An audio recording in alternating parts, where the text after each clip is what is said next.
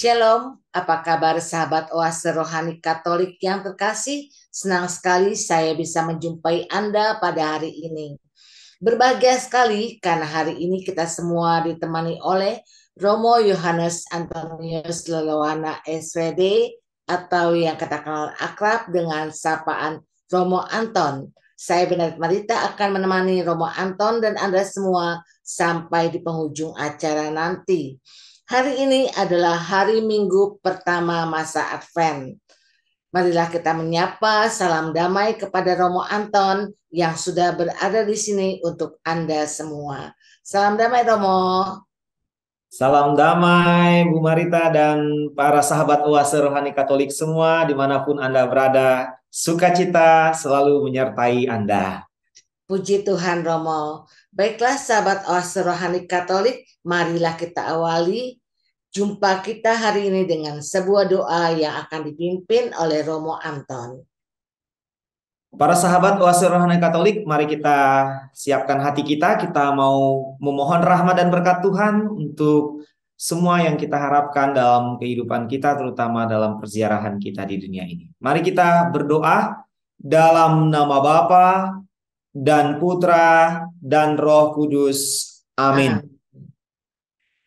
Allah yang Maha Kuasa, anugerahilah kami umat-Mu kehendak yang kuat untuk menyongsong kedatangan Kristus dengan cara yang baik.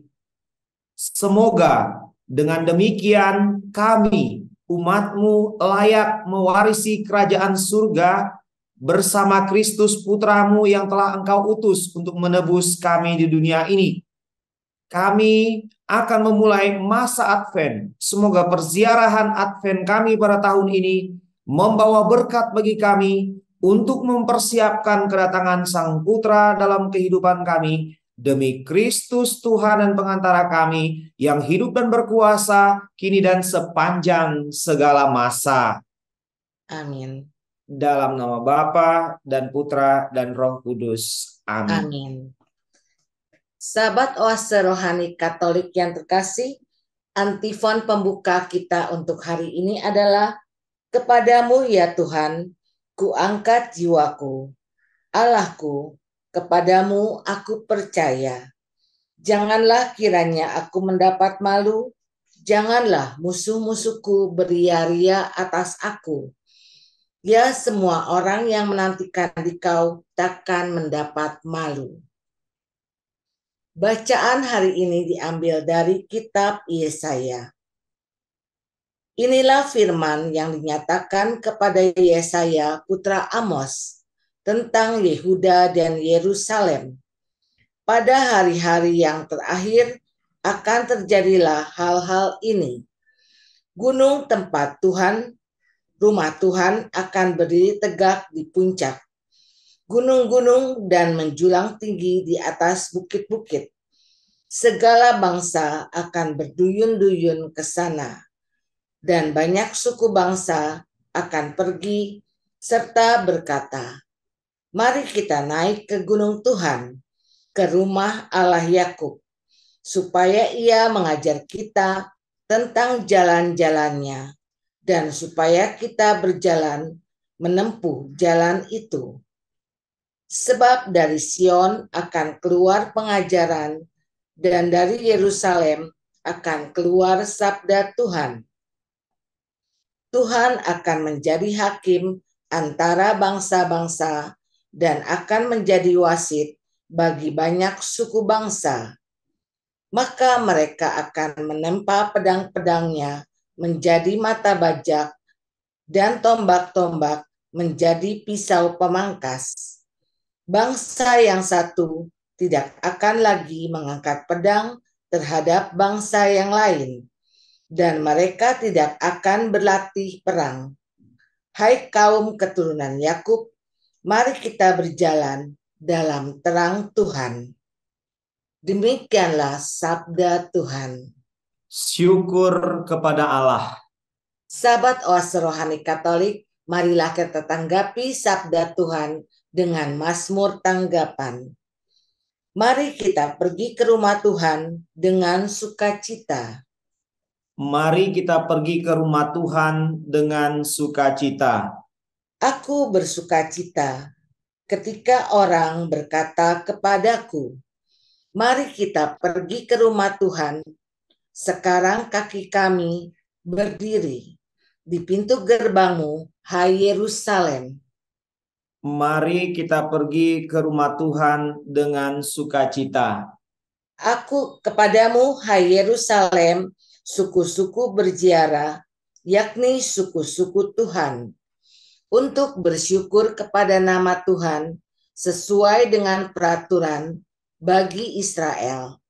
Sebab di Yerusalem ditaruh kursi-kursi pengadilan, kursi-kursi milik keluarga Raja Daud. Mari kita pergi ke rumah Tuhan dengan sukacita. Berdoalah untuk kesejahteraan Yerusalem.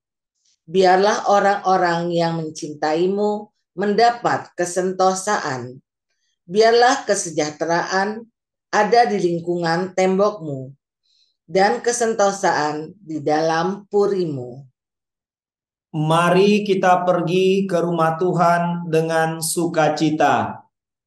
Oleh karena saudara-saudara dan teman-temanku, aku hendak mengucapkan, semoga kesejahteraan ada di dalammu. Oleh karena rumah Tuhan Allah kita, aku hendak mencari kebaikan bagimu. Mari kita pergi ke rumah Tuhan dengan sukacita. Bacaan dari surat Rasul Paulus kepada jemaat di Roma. Saudara-saudara, kamu mengetahui keadaan waktu sekarang. Saatnya telah tiba kamu bangun dari tidur.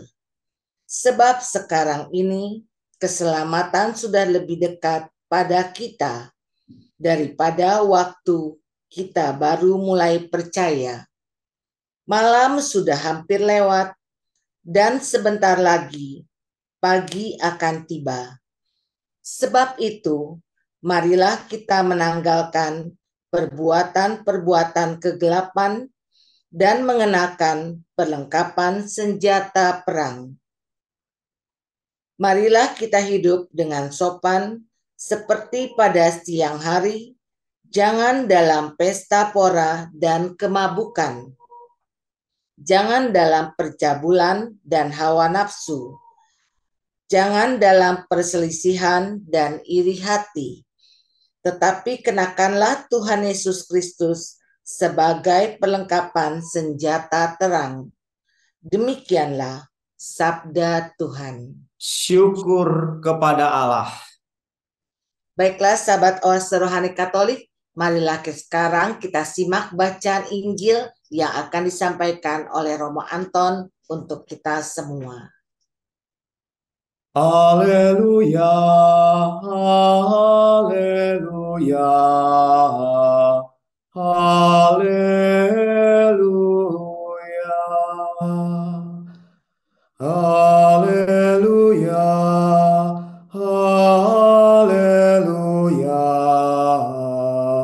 haleluya. Perlihatkanlah kepada kami kasih setia-Mu ya Tuhan, dan berilah kami keselamatan yang daripada-Mu. Haleluya, haleluya, haleluya.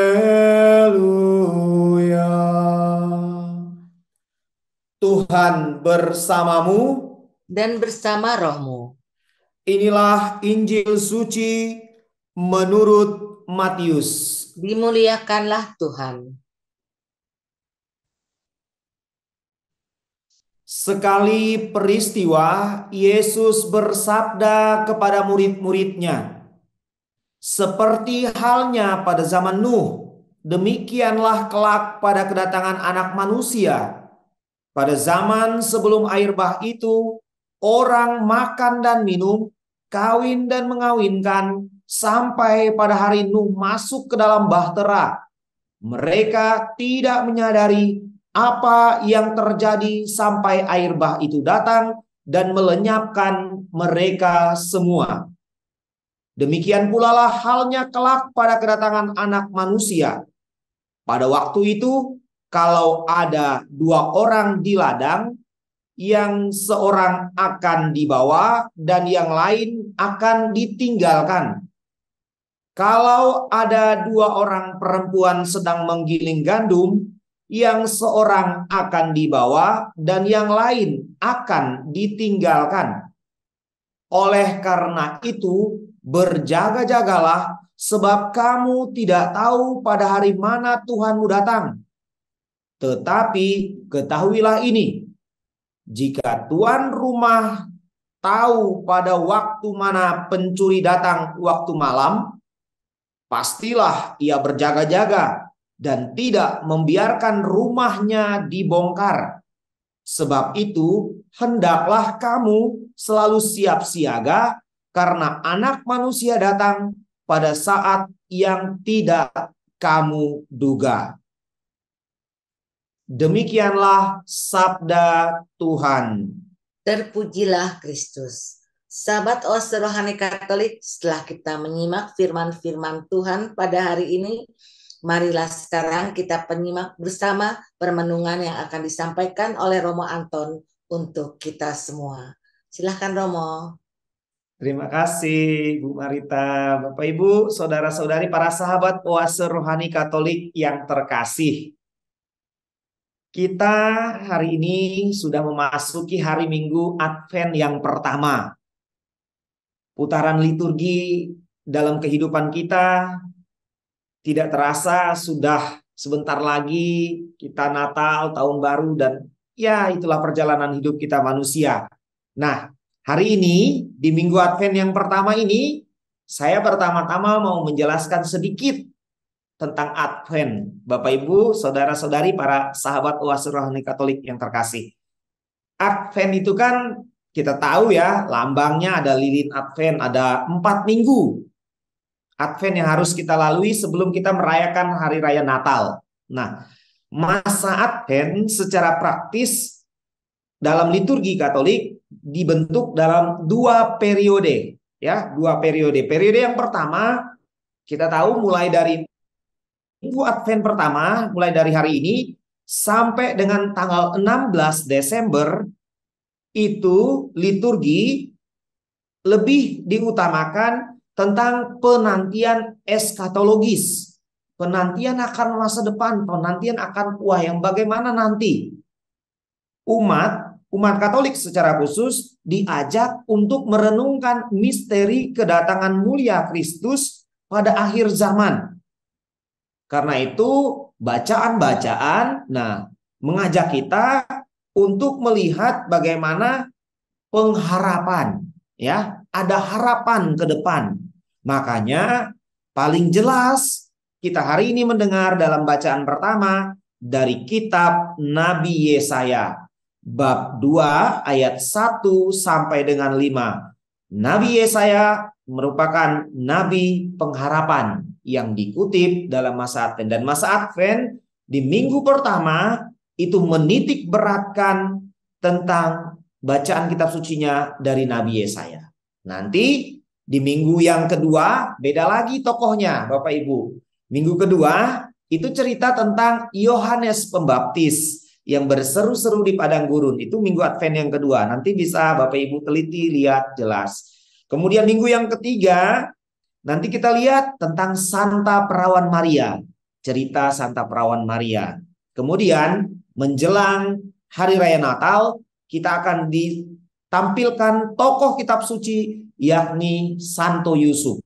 Nah, inilah menariknya. Advent dalam tradisi gereja Katolik, dalam liturgi gereja Katolik. Itu tadi Romo katakan periode yang pertama. Dari minggu Advent pertama hari ini sampai dengan tanggal 16 Desember. Nah, nanti memasuki tanggal 17 Desember sampai dengan tanggal 24 Desember, baik dalam Ekaristi maupun dalam ibadat harian di biara-biara di komunitas-komunitas, Semua rumusan akan diarahkan lebih jelas kepada persiapan menyongsong hari raya Natal. Nah, dengan seruan seperti yang Romo katakan tadi, dengan seruan dari Nabi Yohanes Pembaptis, Santa Perawan Maria kisahnya, dan Santo Yusuf. Itulah seruan-seruan yang jelang Natal. Jadi kita udah mulai, oh ini nuansanya udah beda nih.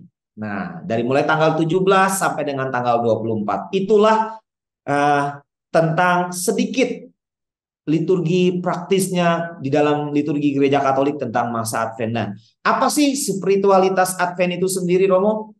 Spiritualitas Advent itu sendiri adalah sikap menanti dengan gembira dan dengan penuh harapan, adalah ciri dari sikap Gereja Katolik dan segenap umat Katolik, sebab Allah yang mewahyukan diri itu kepada kita adalah Allah yang berjanji bahwa Kristus adalah kepenuhan janji Allah. Kristus adalah kabar gembira. Itulah salah satu spiritualitas masa Advent. Nah, baru dari pengenalan sedikit tentang masa Advent tadi, Romo mau mengajak para sahabat Oase Rohani Katolik untuk melihat lebih dalam bacaan pertama dalam Minggu Advent pertama.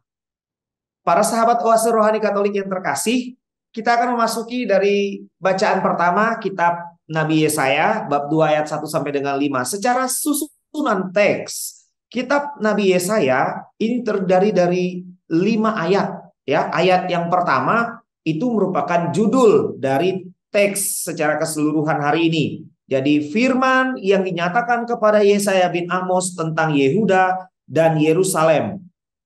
Ini firman, ini judul bagian ini, ya. Kemudian di ayat yang kedua sampai dengan yang ketiga, Nabi Yesaya mau menyampaikan bahwa gambaran gunung Tuhan dan bangsa-bangsa yang ada pada waktu itu. Kemudian di bagian ayat yang ketiga, bagian B, C, dan D, itu ada pernyataan bangsa-bangsa, ya. Kemudian bagian 3 juga masih di bagian 3, bagian F dan G sampai dengan bagian yang keempat, di ayat yang keempat, bagian A dan B, itu alasan-alasan kenapa Nabi Yesaya menyatakan bangsa-bangsa itu. Kemudian di bagian yang keempat, susunannya 4C, D, dan E, serta F ini tentang perdamaian di antara bangsa-bangsa. Kemudian di bagian yang kelima, kita jelas diingatkan dan diajak oleh Nabi Yesaya, hai kamu keturunan Yakub, mari kita berjalan di dalam terang Tuhan. Nah, Bapak Ibu, sahabat Oase Rohani Katolik, saudara-saudariku yang terkasih, kita mau melihat satu persatu bagaimana Nabi Yesaya ini memberikan gambaran pengharapan kepada kita semua.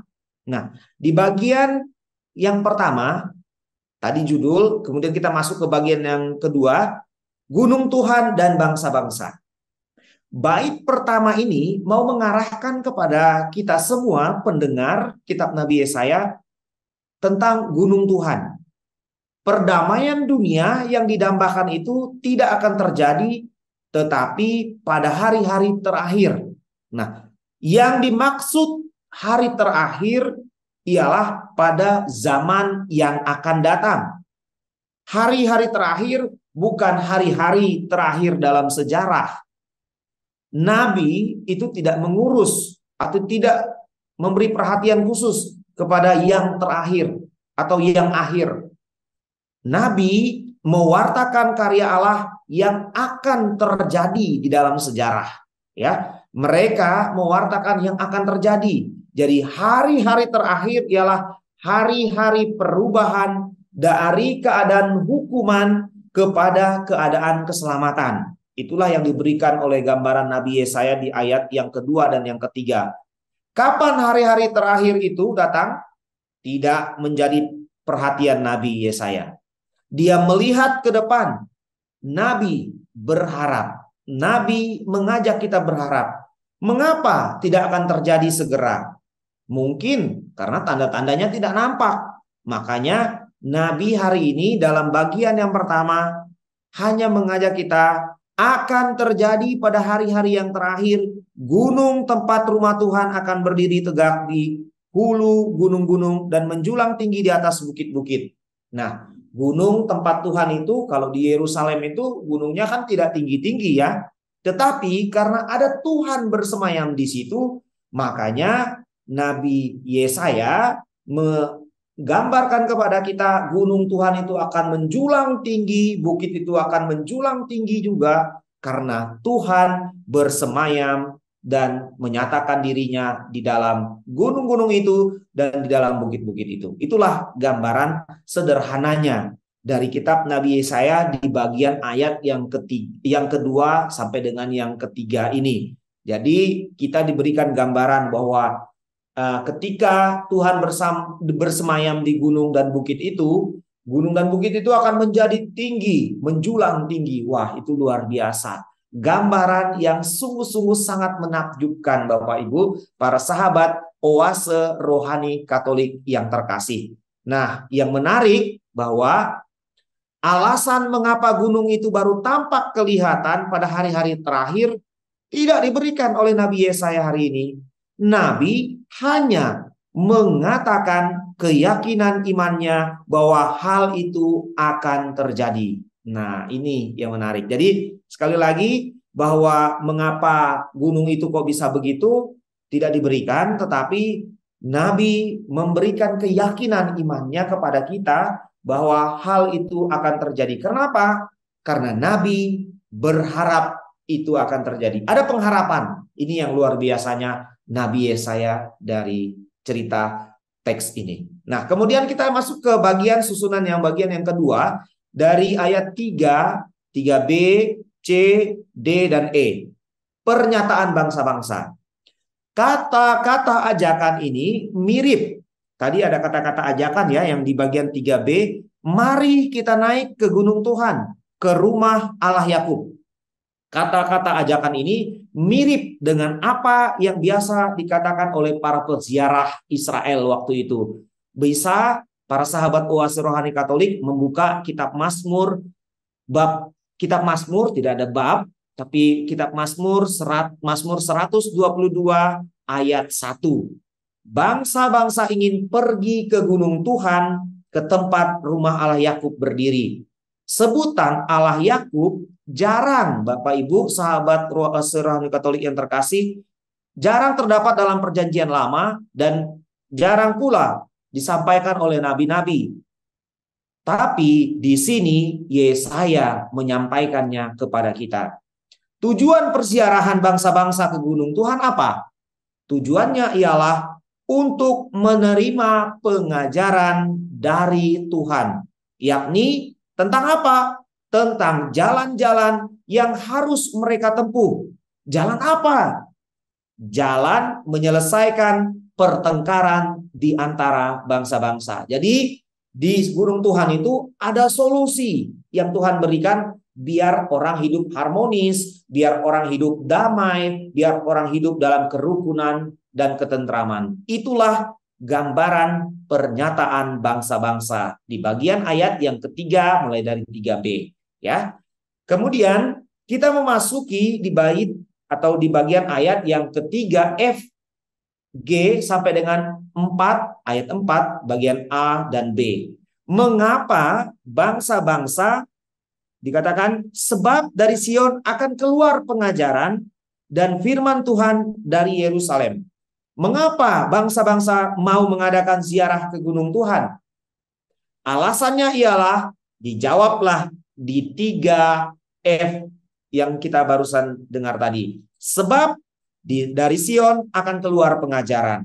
Alasannya dari Sion itu akan datang pengajaran dan firman Tuhan dari Yerusalem. Pernyataan ini memang tampak seperti mengulang di bagian atasnya. Tetapi fungsinya amat sangat berbeda. Jadi para sahabat Oase Rohani Katolik fungsinya berbeda. Firman Tuhan yang menyangkut hubungan antar bangsa diberikan hanya di Yerusalem dan bukan di tempat-tempat ibadat mereka masing-masing. Jadi spesial ya, di Yerusalem itu tempat di mana diberikan tentang hubungan antar bangsa-bangsa. Ada pendamaian, ada sukacita. Itu hanya di Yerusalem. Istimewanya Yerusalem kan. Daerah yang luar biasa ini menjadi tempat di mana ada pendamaian, ada sukacita. Disitulah kita, orang yang percaya kepada Tuhan, bersatu dalam Tuhan di situ. Ini di bagian ayat yang ke-3F dan 4AB. Kemudian kita akan memasuki di bagian ayat yang keempat, bagian yang terakhir. Perdamaian bangsa-bangsa. Kita tidak tahu pengajaran apa yang diterima dari Tuhan. Akan tetapi hasilnya sungguh sangat luar biasa besar. Tentu saja ini tidak mungkin terjadi dalam waktu sehari. Tetapi gambaran ini melukiskan apa yang akan terjadi kalau orang menerima pengajaran Tuhan. Nah, ini yang penting ya. Kalau kita menerima pengajaran Tuhan, meskipun pengajarannya mungkin nggak sehari ya, pengajarannya mungkin bertahun-tahun, berbulan-bulan, berpuluh-puluh tahun, tetapi ingat, kalau kita menerima pengajaran Tuhan, sesuatu hal yang kita harapkan pasti akan terjadi. Dari sebab itu, di bagian ini kita akan melihat ada pernyataan tentang persyaratan pendamaian. Jadi dikatakan di bagian yang keempat bagian ini bahwa bangsa-bangsa akan menghentikan perang. Nah, itulah tadi. Bagaimana kita diajak ke Yerusalem, dan di Yerusalem bangsa-bangsa akan menghentikan perang. Mereka akan mengubah semua perlengkapan perang menjadi alat-alat pertanian yang berguna bagi kesejahteraan rakyat. Luar biasa ya dikatakan pada hari ini bahwa maka mereka akan menempa pedang-pedangnya menjadi mata bajak. Waduh. Dan tombak-tombaknya menjadi pisau pemangkas. Luar biasa gambaran ini ya. Yang pertama, perang. Senjata perang itu tapi sekarang diubah oleh Tuhan karena kuasa yang luar biasa menjadi alat-alat pertanian. Wah, apakah ini luar biasa ya? Ini bukan hanya program yang di luar akal nalar manusia, tetapi ini luar biasa, mujizat terjadi.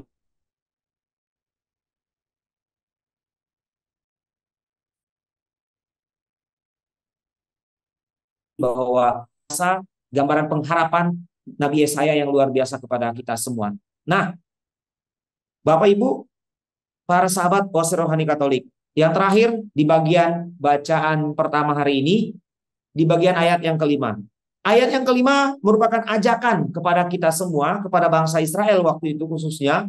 Israel yang mendengarkan firman, pengharapan ini tidak boleh berpangku tangan saja. Demikian pendapat dari Nabi Yesaya. Jadi Israel jangan hanya diam, tapi harus ada tanggapan.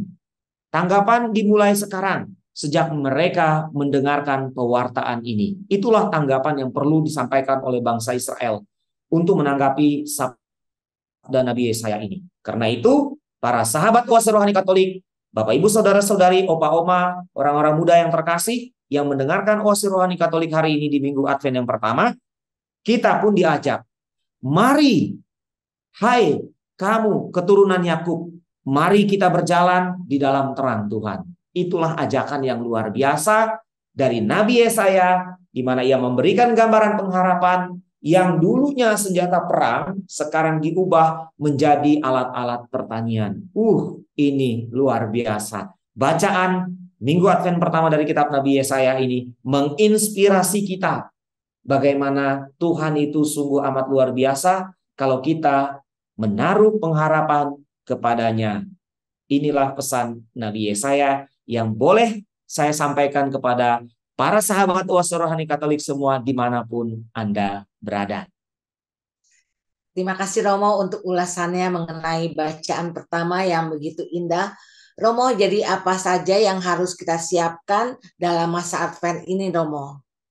Oke, saudara dan saudariku yang terkasih, saya sedikit mengutip di bagian ada tadi kita bacaan yang kedua ya. Bacaan kedua itu dari surat Rasul Paulus kepada jemaat di Roma. Nah, ini Paulus ini luar biasa. Saya katakan luar biasa dia mengajak kita semua secara tidak langsung, marilah kita hidup dengan sopan seperti pada siang hari. Jangan dalam pesta pora dan kemabukan. Jangan dalam percabulan dan hawa nafsu. Jangan dalam perselisihan dan iri hati. Tetapi kenakanlah Tuhan Yesus Kristus sebagai perlengkapan senjata terang.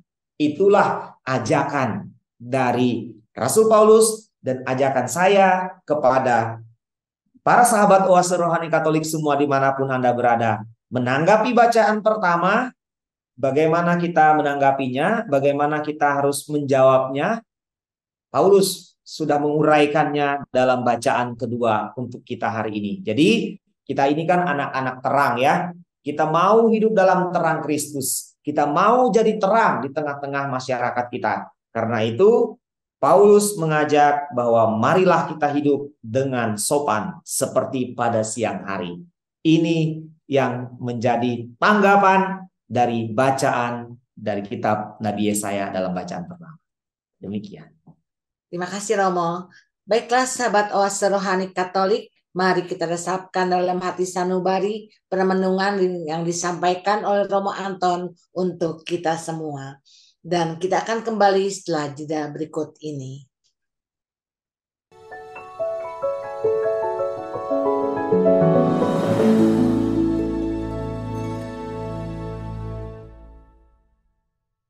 Sahabat Oase Rohani Katolik, kembali bersama kami dalam siaran Oase Rohani Katolik.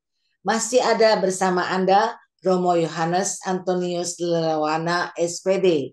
Dan saya Benet Marita akan menemani Romo Anton sampai di penghujung acara nanti. Saya ingatkan kepada para pendengar sahabat Oase Rohani Katolik yang mau bertanya, mengirimkan usul atau saran, silakan kirim ke alamat email kami orkkaj2021@gmail.com atau Anda dapat kirim WA ke nomor 0818 0251 33438. Baiklah, kita kembali ke Romo Anton untuk menyimak permenungan di bagian kedua. Silakan Romo. Terima kasih para sahabat Oase Rohani Katolik yang terkasih. Kita akan memasuki bacaan Injil. Kita tahu Injil hari ini diambil dari Injil Matius bab yang ke-24 ayat yang ke-37 sampai dengan 44. Nah, para sahabat Oase Rohani Katolik yang terkasih, Injil yang kita dengarkan tadi dari Injil Matius bab 24 ayat 37 sampai dengan 44 dalam Advent pertama itu selalu bernada pewahyuan atau mewahyukan atau menyingkapkan sesuatu yang akan terjadi.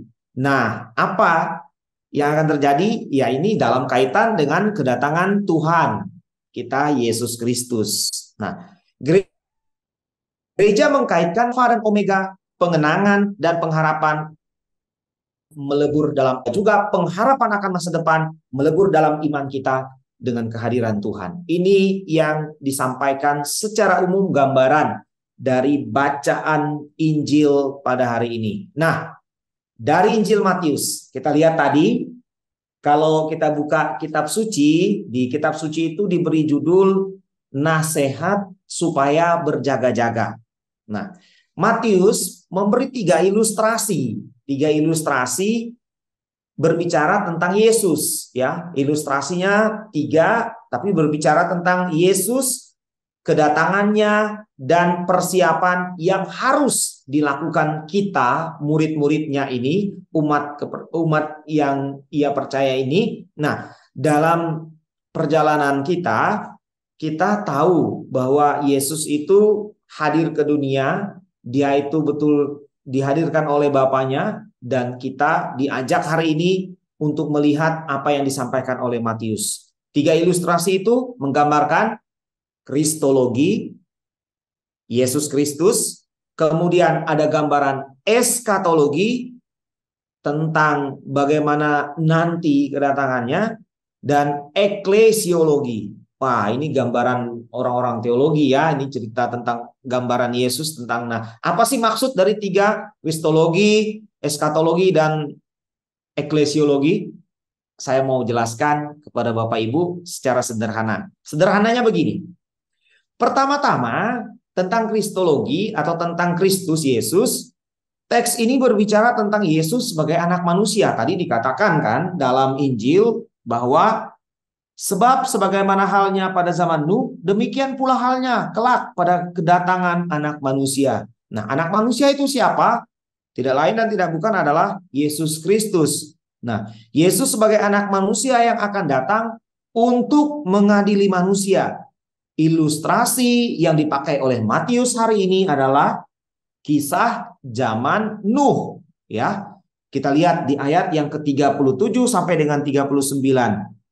Tetapi Matius dalam hal ini dia tidak memberikan tekanan dari cerita Nuh, ya. Kalau kita baca dari kitab Kejadian bab 6 sampai dengan 7 atau cerita Kejadian, cerita-cerita tentang pokoknya tentang Nabi Nuh, di sini Matius tidak menekankan bagaimana kebobrokan orang pada waktu itu, kehancuran tetangga-tetangganya Nuh, tidak. Tetapi yang mau ditekankan oleh Matius hari ini dalam bacaan Injil, yakni yang pertama adalah bagaimana segi pengadilan Allah yang tidak terduga datangnya. Itu yang mau ditekankan Matius. Jadi bukan soal hancurnya kehidupan moral zaman Nuh, tetapi bagaimana air bah itu datang tiba-tiba tanpa ada persiapan apa-apa. Orang lain dia karena ada pesta pora dan sebagainya, tiba-tiba datang. Itu yang mau disampaikan. Nah, manusia menjalani irama hidup yang biasa dan normal, makan, minum, dan kawin, mengawinkan. Dalam bacaan Injil hari ini jelas sekali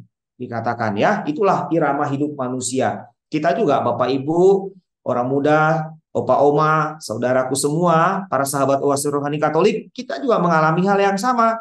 Makan dan minum, ada acara pernikahan, ada juga yang baptis, dan sebagainya. Inilah irama hidup kita manusia. Nah, pengadilan Allah yang dimaksud dalam bacaan Injil Matius bagian yang pertama ini, pengadilan Allah yang tak terduga justru terjadi dalam sejarah. Siapa yang menjalani sejarah? Ya, kita ini. Dan irama hidup manusia yang biasa dan normal. Jadi, Bapak Ibu, pengadilan Allah itu kapan? Kalau ditanya demikian. Pengadilan Allah itu ya kita hidup di dalam kehidupan kita normal saat ini. Hidup karena kita menjalani hidup di mana disitulah Allah hadir.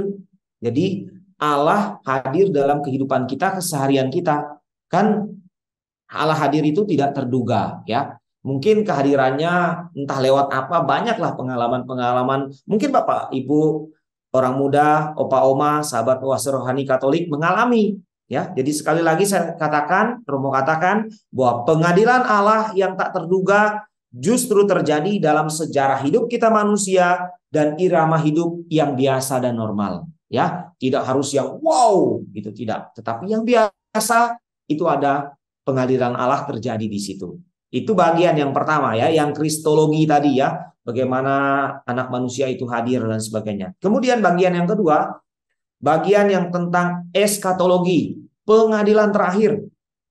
Pengadilan akhir sepenuhnya bergantung kepada keputusan anak manusia. Manusia beriman tentu terlibat dan menjalankan hidup yang sama dengan manusia lain di dunia ini. Nah, makanya kan dikatakan nih di dalam bagian bacaan Injil hari ini. Pada waktu itu kalau ada 2 orang di ladang, yang seorang akan dibawa dan yang lain akan ditinggalkan. Jadi orang itu bekerja, ya, bekerja seperti biasa dan secara kasat mata semuanya itu sama kelihatannya. Seperti 2 orang pria yang sama-sama bekerja di ladang, kemudian ada 2 orang perempuan yang menggiling gandum di rumah, ya sama. Seorang diambil, yang lain ditinggalkan. Jadi nggak semuanya diambil nih, tapi harus ada satu yang ditinggalkan. Tuhan tahu siapa yang dipilihnya untuk diselamatkan.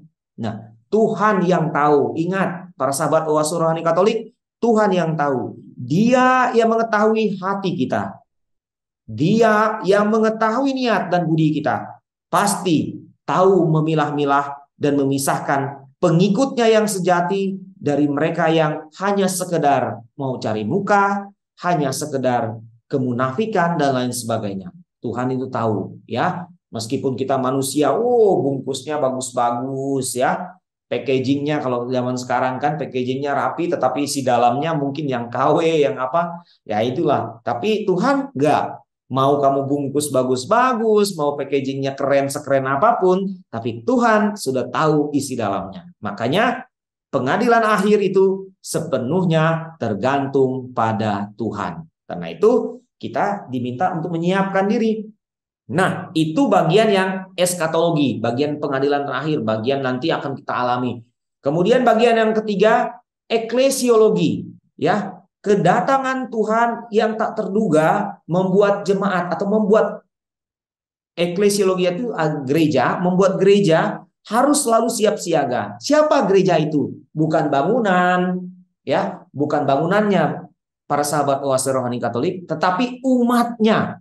Itulah yang diminta oleh Tuhan. Gereja di sini bukan bangunan tetapi umat. Umat diminta untuk apa? Selalu siaga dan berjaga. Hidup beriman adalah hidup yang penuh pengharapan. Pengharapan Kristiani itu bukan bersifat pasif, tetapi bersifat aktif juga. Karena pengharapan Kristiani itu adalah hidup yang senantiasa harus selalu siap siaga. Kita bayangkan kalau ada terjadi bencana, contoh aja lah yang sering kali terjadi di Jakarta, banjir, siaga 1, itu udah was-was itu. Siaga 1, itu was-was. Itu dalam keadaan apapun, dini hari tengah malam, kalau udah diperingatkan, siaga 1, kita juga harus siap-siap. Nah itu dia. Jadi sekali lagi kedatangan Tuhan itu yang tak terduga itu membuat kita harus siaga 1 selalu. Ya, kapanpun, dimanapun kita harus siap siaga 1 selalu. Karena jalani hidup hari ini sebaik dan semaksimal mungkin. Ya, ibu bapak, opa oma, orang muda, sahabat oase rohani Katolik, semaksimal mungkin kita jalani hidup dengan baik, seakan-akan hari ini adalah hari terakhir kita di dunia ini. Jalani itu dengan penuh makna. Makanya ilustrasi yang dipakai oleh Matius hari ini betul-betul memberikan kepada kita gambaran bahwa bagian yang ketiga, gambaran eklesiologi, kita jemaat itu diingatkan oleh Matius. Dikatakan bahwa hendaklah kamu siap sedia karena anak manusia datang pada saat yang tidak kamu duga. Artinya kesiapsediaan kita itu yang penting. Namun apa yang terjadi? Realitasnya sangat-sangat berbeda. Saya berani katakan begini, ilustrasi cerita saya tentang iblis yang gusar.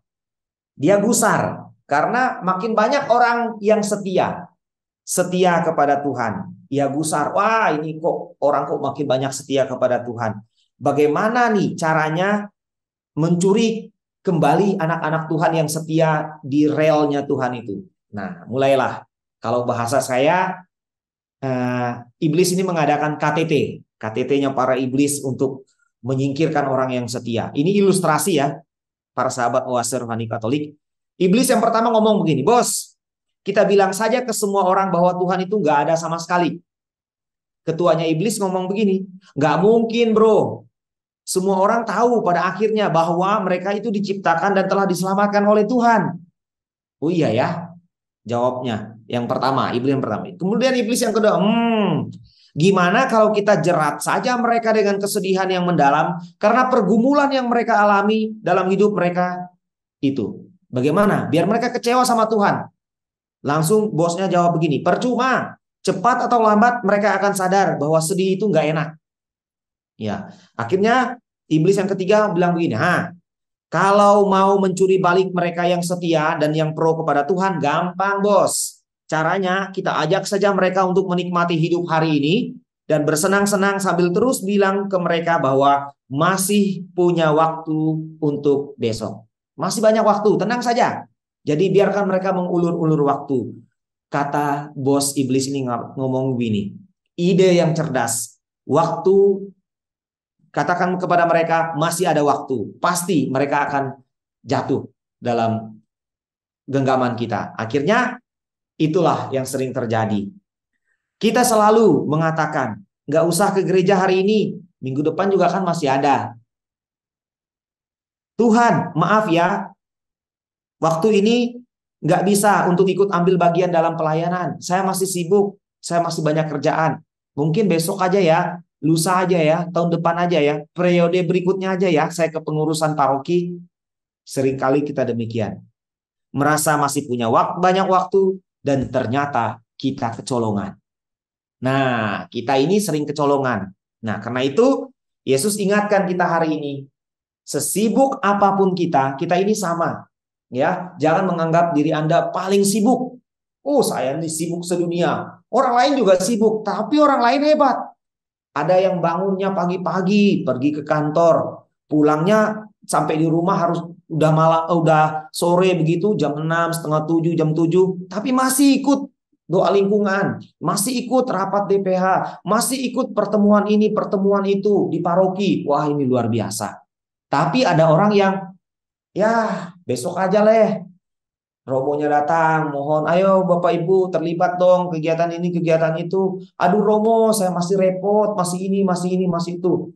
Nah, seringkali kita kecolongan di situ. Tuhan membuka pintu, tetapi kita bilang masih ada waktu besok. Ibu Bapak, saudara-saudari, orang-orang muda, opa-oma, sahabat Oase Rohani Katolik yang terkasih, Injil Matius hari ini mengajak kita. Jangan kita menunda-nunda untuk besok. Kita mau hari ini juga. Kalau kita bisa, jangan tunda besok. Kalau hari ini bisa, laksanakan itu. Karena kita nggak tahu besok itu apa yang terjadi. Sedikit cerita, waktu pandemi, lagi parah-parahnya saya pernah melayani di rumah sakit Karolus, tapi tidak hadir secara fisik. Cuman lewat media WhatsApp waktu itu, video call. Diminta untuk berdoa untuk orang yang dalam sakaratul maut. Saya antara jarak ruangan ini dengan kamar itu tidak hanya beberapa detik. Saya minta kepada suster waktu itu yang menghubungi saya, tunggu sebentar suster ya, saya ganti pakaian, saya mau pakai jubah sama perlengkapan doa, ibadat dan sebagainya. Oh iya Romo, silakan. Berapa detik? Nggak sampai 1 menit. Saya masuk kamar, ganti, saya pasang kembali. Apa yang terjadi? Pasien yang akan saya doakan meninggal. Waduh, saya terpukul sekali. Jarak tidak jauh, waktu sangat sedikit. Tetapi begitu Tuhan ambil, detik saja hitungannya, semuanya selesai di dunia ini. Bapak, Ibu, saudara dan saudari, jangan pernah menunda-nunda lagi. Dalam hal ini, untuk berbuat kebaikan kah? Untuk mempersiapkan kedatangan Tuhan kah? Harus siap-siap. Harus siap siaga dan kapanpun dan dimanapun. Itu pesan dari Injil yang boleh saya sampaikan kepada para sahabat Oase Rohani Katolik yang terkasih dalam Minggu Advent yang pertama ini untuk kita semua. Terima kasih Romo. Berarti kita tidak boleh menunda pekerjaan untuk suatu perbuatan yang baik ya Mo ya. Betul. Ya, terima kasih Romo. Baiklah sahabat Oase Rohani Katolik, usahlah sudah jumpa kita hari ini dalam siaran Oase Rohani Katolik. Maka Romo Yohanes Antonius Lelawana SPD dan saya Benet Marita undur diri dari hadap ruang dengar Anda. Kami mengucapkan salam damai, tetap semangat dan tersenyum. Kita tutup jumpa kita dengan doa penutup dan berkat Tuhan melalui Romo Anton. Para sahabat Oase Rohani Katolik yang terkasih, mari kita tutup permenungan kita pada Minggu Advent yang pertama ini dengan berdoa. Marilah berdoa dalam nama Bapa dan Putra dan Roh Kudus. Amin. Allah Bapa kami, melalui permenungan kami hari ini, Putramu telah hadir dan mengunjungi kami. Maka teguhkanlah iman, mantapkanlah harapan, dan besarkanlah cinta kasih kami, agar kami umat-Mu tetap bertekun menantikan kedatangan Putramu, tidak kecolongan akan kehadirannya di dunia ini, yang akan membawa kami kepada kehidupan baru bersama Engkau di surga. Semua ini kami serahkan ke dalam tangan-Mu Tuhan, demi Kristus Tuhan dan pengantara kami. Amin. Tuhan bersamamu. dan bersama rohmu. Semoga ibu dan bapak, opa, oma, orang-orang muda, adik-adik yang terkasih, para sahabat Oase Rohani Katolik, dimanapun kita berada saat ini, selalu dibimbing, dilindungi, dan diberkati oleh Allah Tritunggal yang Maha Kudus, Bapa dan Putra dan Roh Kudus. Amin. Amin. Terima kasih Romo. Terima Baiklah sahabat kasih. Oase Rohani Katolik, sampai jumpa lagi di siaran Oase Rohani Katolik berikutnya. Tuhan memberkati.